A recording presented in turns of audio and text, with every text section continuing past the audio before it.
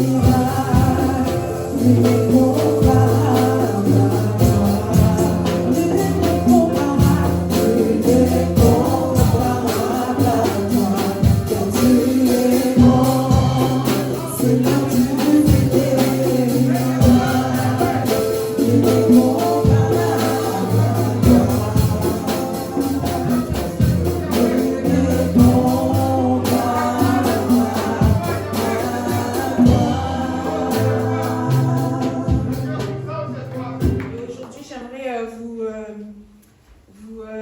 donner un petit encouragement. Et j'aimerais remercier le pasteur, même s'il n'est pas là, et maman Brigitte aussi pour la confiance. Et le titre aujourd'hui, c'est « Ai-je une nouvelle vie ?» Amen. Donc on va lire 2 versets dans 2 Corinthiens 5, 17 et dans Jean 3, 3.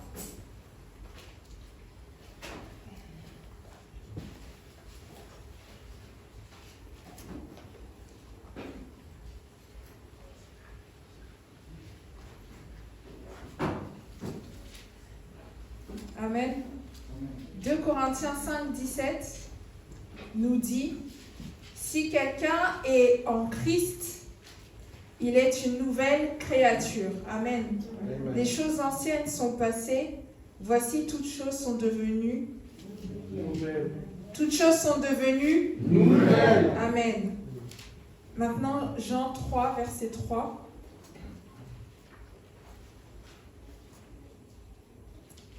Jésus lui répondit, en vérité, je te le dis, si un homme ne naît de nouveau, il ne peut voir le royaume de Dieu. Amen. Amen. Vous pouvez vous asseoir.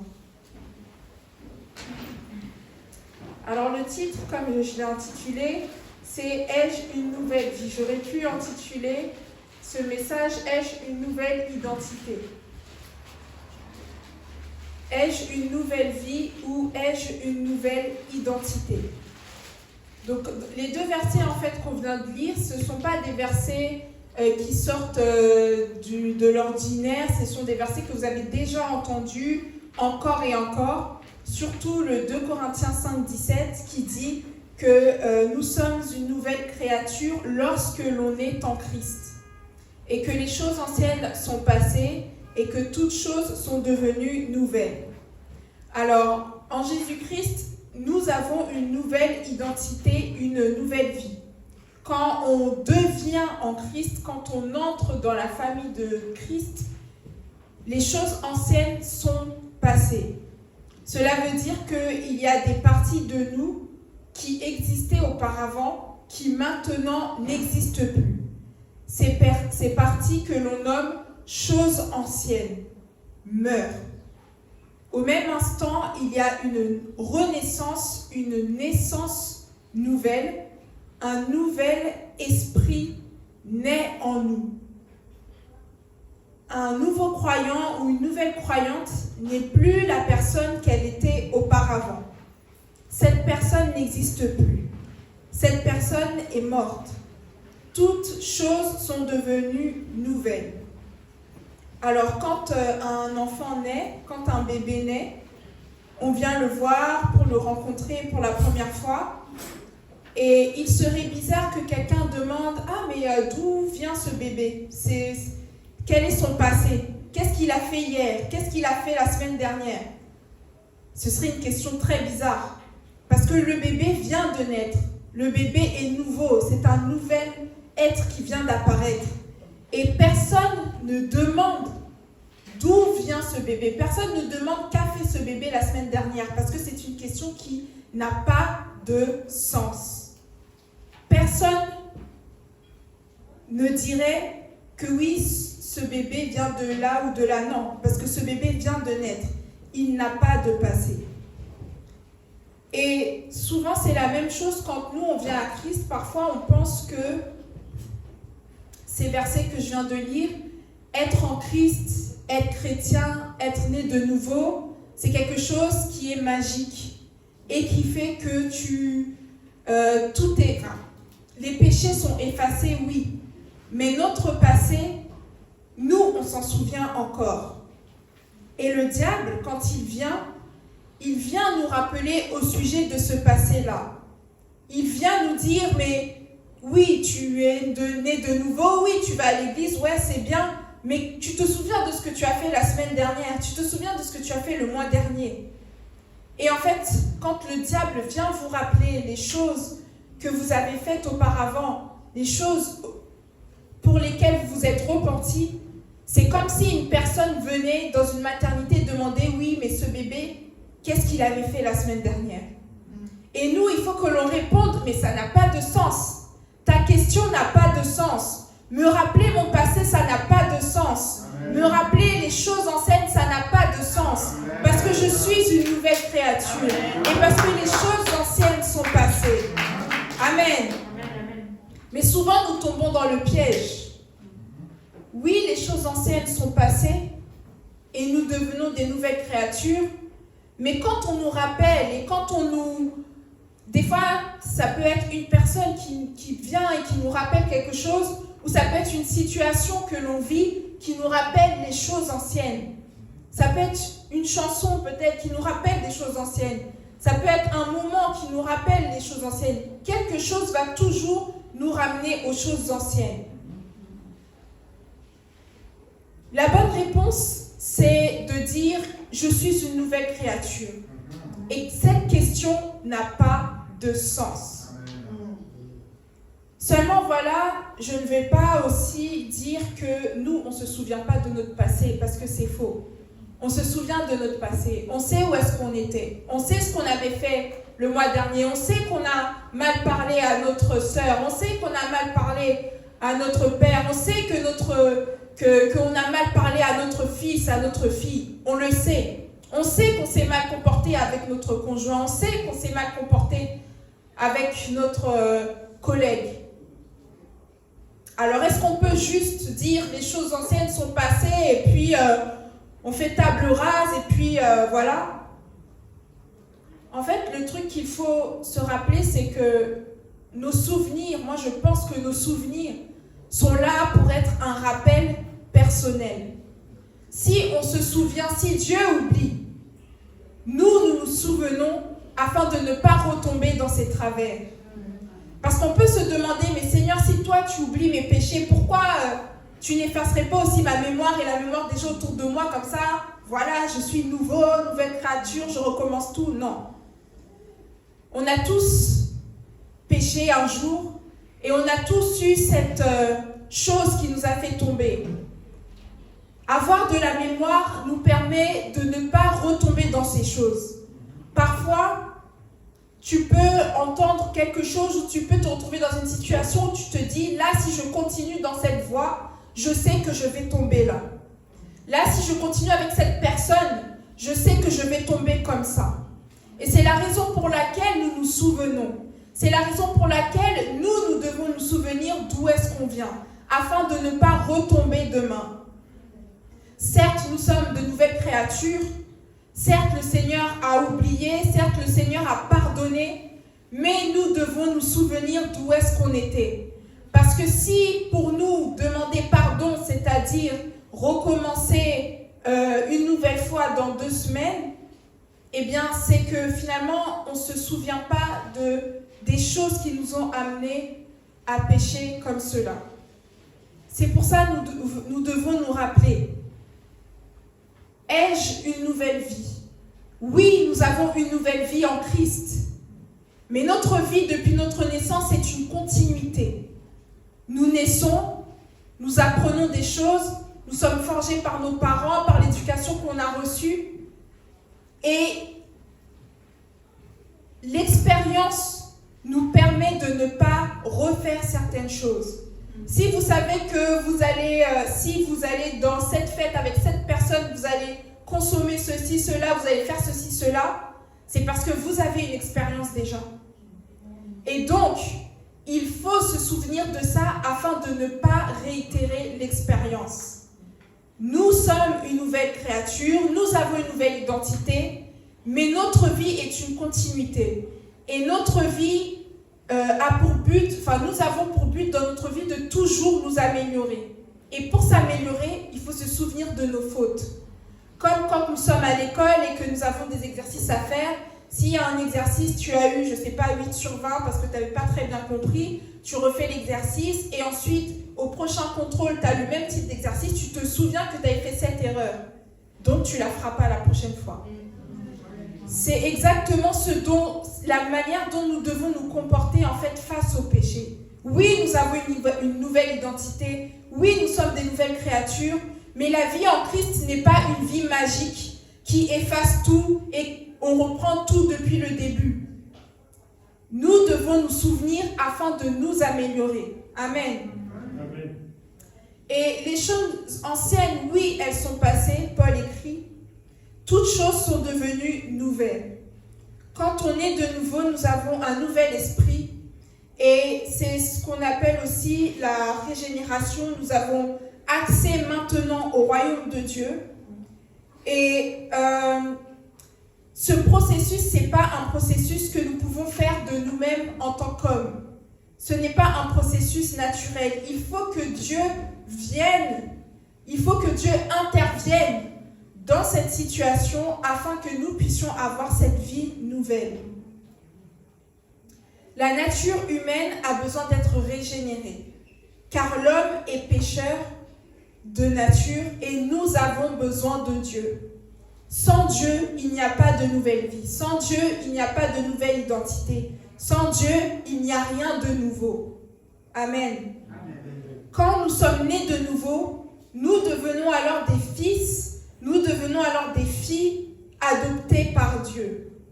Jean 1,12 nous dit, « Mais à tous ceux qui l'ont reçu, à ceux qui croient en son nom, elle a donné le pouvoir de devenir enfants de Dieu. » Amen. Galates 3,26 nous dit, « Car vous êtes tous fils de Dieu par la foi en Jésus-Christ. » Et 1 Jean 3 nous dit, « Oyez quel amour le Père nous a témoigné pour que nous soyons appelés enfants de Dieu. Et nous le sommes.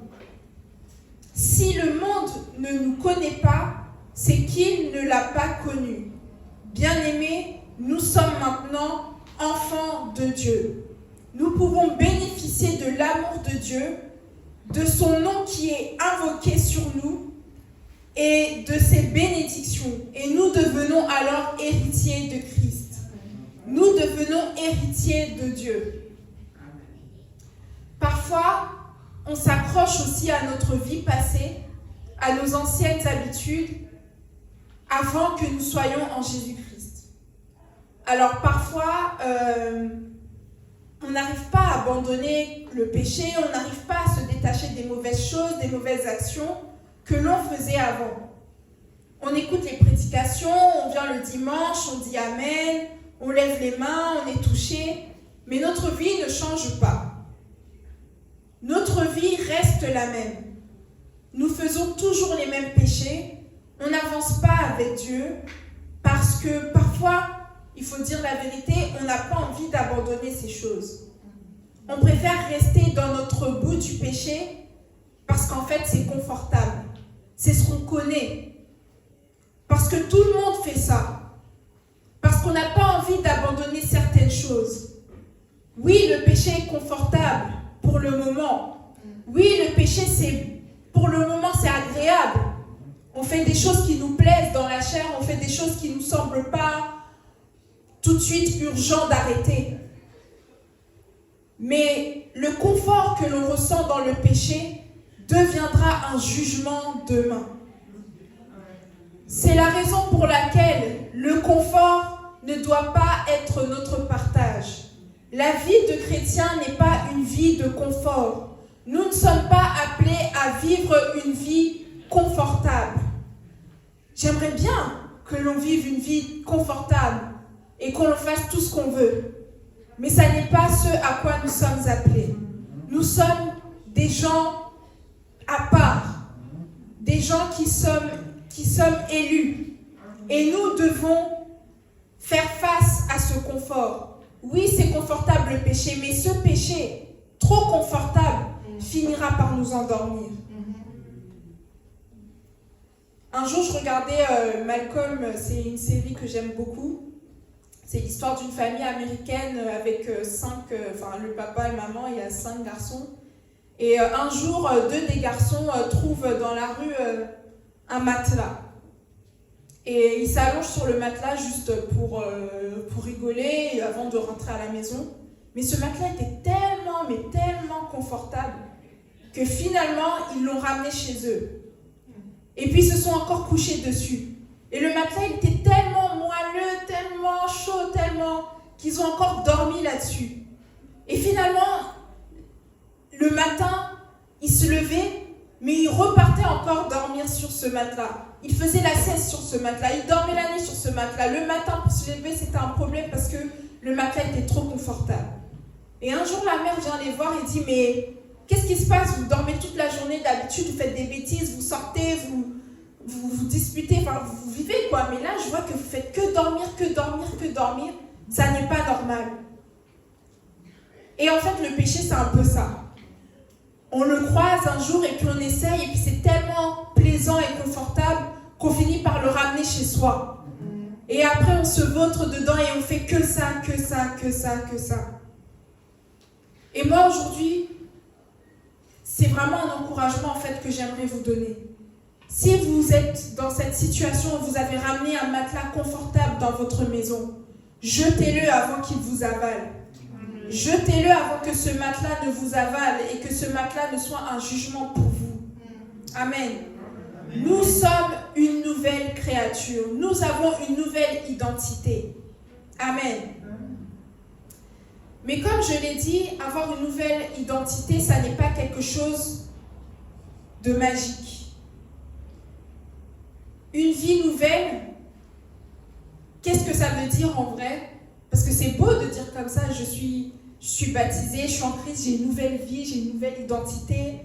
Ça fait bien, mais qu'est-ce que ça veut dire vraiment derrière? Une vie nouvelle, ça veut dire une vie de combat. Tous les jours.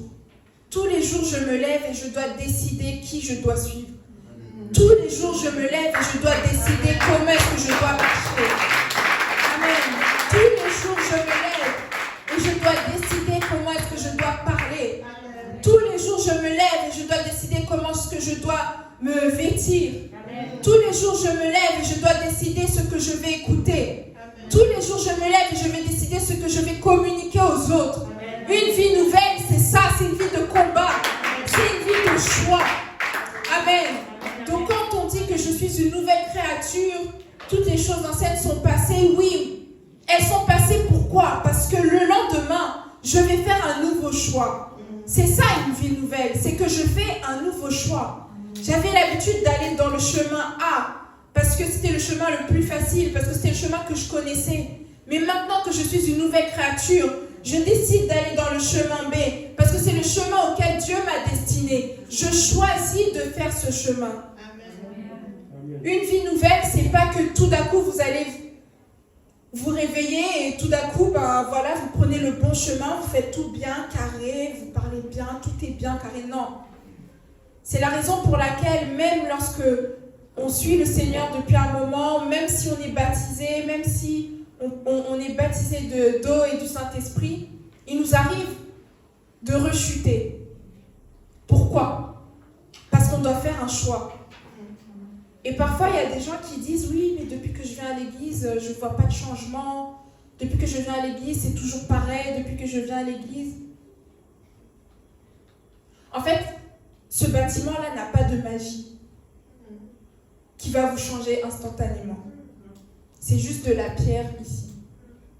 Et nous sommes l'église aussi, mais nous sommes aussi des humains. Vous pouvez faire du mal à votre frère, à votre sœur, même sans le vouloir, parce que nous sommes humains.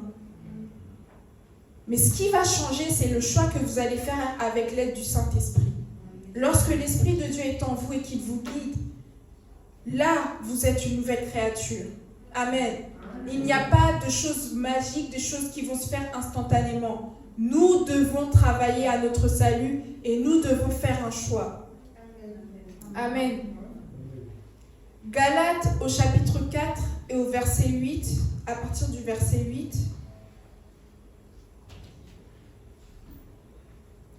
Nous dit, « Autrefois, ne connaissant pas Dieu, vous serviez des dieux qui ne le sont pas de leur nature. Mais à présent que vous avez connu Dieu, ou plutôt que vous avez été connus de Dieu, comment retournez-vous à ces faibles et pauvres rudiments auxquels de nouveau vous voulez vous asservir encore? » Alors, qu'est-ce que ça veut dire ces versets? Ça veut dire, si je paraphrase, Donc c'est Galates 4, versets 8 et 9, je vous invite à vraiment le regarder dans vos Bibles. Autrefois, vous ne connaissiez pas Dieu, et pendant qu'en fait vous ne connaissiez pas Dieu, vous serviez des idoles, des dieux qui ne sont pas Dieu. Mais maintenant, vous avez connu Dieu, c'est-à-dire vous avez rencontré Dieu dans votre vie. Ou plutôt, maintenant, Dieu vous connaît également. Vous avez été connus de Dieu, nous dit Galates 4, 8. Et puis la question est posée, comment retournez-vous à ces faibles et pauvres rudiments? C'est-à-dire, maintenant, avant tu servais des idoles, mais c'est compréhensible parce que tu ne connaissais pas Dieu et tu n'étais pas connu de Dieu. Maintenant, tu as rencontré Dieu et tu es connu de Dieu. Alors, comment ça se fait que tu retournes encore vers ces idoles que tu avais connues avant Dieu? C'est ça, ce verset, ce qu'il veut dire. Ça veut dire qu'avant, tu faisais des choses, tu adorais des choses, mais c'était avant. Et puis, tu as rencontré Dieu. Et puis, on nous pose la question, comment ça se fait que tu es retourné maintenant là-bas pour t'asservir encore de nouveau, c'est-à-dire pour devenir encore esclave de nouveau de ces choses-là? Sachez que lorsque on a l'habitude de faire certaines choses et qu'on réalise que c'est pas bien et qu'on casse une habitude, il faut remplacer cette habitude tout de suite et s'y tenir. Parce que sinon, la nature, votre propre nature, va retourner à ces choses que vous faisiez avant. C'est la raison pour laquelle, lorsque l'on quitte les choses du monde et lorsque l'on décide d'avoir une vie nouvelle en Jésus-Christ, nous devons nous approcher plus que jamais. Parce que la difficulté arrive maintenant. Lorsque l'on quitte le monde et qu'on décide d'avoir une nouvelle vie en Jésus-Christ, ça n'est pas la facilité qui nous attend. Ce qui nous attend, ce sont les combats, comme je disais tout à l'heure. Les combats de tous les jours, les choix de tous les jours. Et ça, c'est pas facile parce que nous n'avons pas l'habitude de faire ces choix-là. C'est la raison pour laquelle nous devons nous accrocher pile à ce moment-là. Lorsque l'on vient à Christ, tout est bien, on est zélé, et puis après on se rend compte que c'est plus facile de faire ce qu'on faisait avant. Et c'est à ce moment-là qu'il faut s'accrocher. C'est à ce moment-là qu'il faut décider, non, je vais bien parler. C'est à ce moment-là qu'il faut décider, non, je ne vais pas m'énerver. Non, c'est à ce moment-là qu'il faut décider que non, je vais rester calme. C'est à ce moment-là qu'il faut décider que je vais tenir ferme. Amen. Et sachez que même dans les difficultés, tu es toujours un enfant de Dieu. N'abandonne pas. Que la vie chrétienne ne soit pas un fardeau pour vous, de sorte à ce que vous abandonniez avant le retour du Seigneur. Et même après, je veux dire, mais de fait que vous abandonniez, c'est ça que je veux dire. N'abandonne pas. Tu es toujours un enfant de Dieu. Tu as été adopté. Lorsque le Seigneur nous a adoptés, il a vu l'état dans lequel nous étions. Il n'a pas décidé d'adopter des enfants parfaits. Le Seigneur n'est pas venu pour les parfaits, pour ceux qui savent, pour ceux qui font tout bien. Le Seigneur est venu pour nous, nous qui sommes pécheurs, nous qui avons été injustes. Amen. Alors n'abandonne pas en te disant, oui, mais moi je fais encore ça. Oui, mais moi je suis pas bien. Oui, mais moi j'arrive pas à ça. Oui, mais moi je suis comme ça. Le Seigneur t'a adopté. Amen, amen, amen. Et lorsque tu refuses cette adoption, tu es en train de cracher à la croix. Parce que lorsqu'il nous a adoptés, il nous a adoptés tels que nous étions. Lorsqu'il a décidé de venir sur la terre pour nous, il est venu pour ce que l'on était. Amen. Et c'est par son sang, et c'est par son esprit que maintenant nous changeons. Amen. Alors n'abandonne pas la foi en te disant, oui, j'abandonne parce que moi, j'arrive pas à jeûner. Et n'abandonne pas non plus la foi parce que tu te dis oui, je n'arrive pas à prier. N'abandonne pas parce que tu te dis oui, mais mon frère qui est censé être un exemple dans l'église, il m'a mal parlé, donc j'abandonne. J'abandonne parce que ma sœur qui est censée être un pilier de l'église, elle m'a mal regardé. Ça n'a pas de sens. Ça n'a pas de sens. Amen. Malgré les difficultés, malgré les déceptions, tu es toujours un enfant de Dieu et le Seigneur est toujours mort pour toi et son sang est toujours valable pour toi. Alors n'abandonne pas, continue dans ta progression. N'abandonne pas, continue dans ta progression. Prie pour toi, pour ton salut. Prie pour le salut de ton fils. Prie pour le salut de ton mari. Marie, priez pour le salut de vos femmes. Soyez des piliers pour elles. Soyez des piliers pour vos enfants. Femmes, soyez des piliers aussi pour vos enfants qui vous regardent. Les enfants, soyez des piliers aussi pour vos camarades. Tout le monde doit être un pilier. Amen. Parce que nous tous, nous avons des gens qui regardent à nous. Amen. Amen. Sache que tu es connu de Dieu. Tu es connu de Dieu. Dans ta faiblesse, tu es connu de Dieu. C'est-à-dire Dieu voit ta faiblesse. Dans tes difficultés, tu es toujours connu de Dieu. C'est-à-dire que Dieu te voit même dans tes difficultés. Dans ta saison de désert, le Seigneur te voit, toi qui traverses le désert en ce moment. Tu es toujours connu de Dieu. Il ne t'a pas abandonné. Dans tes questionnements, tu es connu de Dieu. Dieu voit tes questions. Dieu voit tes questions et tu es toujours connu de Dieu.